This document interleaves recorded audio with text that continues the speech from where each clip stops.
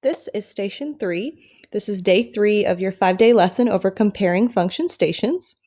What we're going to do today is we're going to review the characteristics that are in the questions, and then we'll let you free to do your Canvas quiz to answer the questions and explain how you knew the answer. So again, what might be helpful is if you outline each function in a different color to kind of get an idea of what the function looks like. So h of x equals 2 to the x power plus 1. That's in blue. We've got f of x equals negative x plus 2. That function is in green. And then our last one we're going to put in red, which is g of x. And g of x is equal to negative x squared. So let's look at the questions to give you some hints and some helpful advice just about how to answer them. Let's look at the first question. Number 1 says, which function is the only function that has a maximum value? So whenever we're looking at minimum or maximum values, maximum in this case, we're looking at our y values. So our maximum value would be the highest possible y value that we would have. So of these three functions, h of x, g of x, and f of x, one of these functions has a cap on how high the function can actually go, meaning it is possible to have a maximum value, that it doesn't continue to infinity forever. Our second question is which function, and then in parentheses we have an S2, which kind of indicates that we might have more than one function with this characteristic. So which functions have this as part of their end behavior?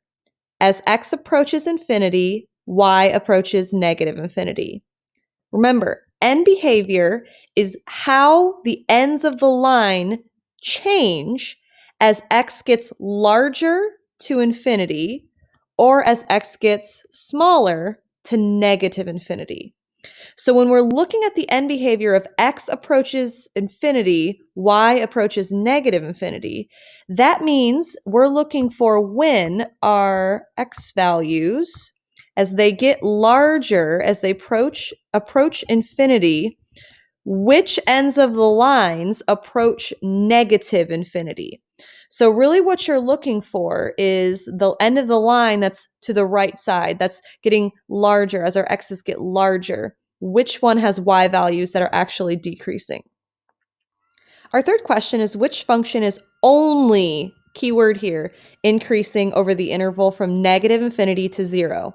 So if we look at our graph, the interval from negative infinity to 0 is this section of the graph here. So we're looking for the function that's only increasing over this interval, and the rest of the time the function is decreasing or going down. Number 4, what is the range of h of x? So this time we're looking to draw specifically on a function h of x, which I've outlined in blue up here.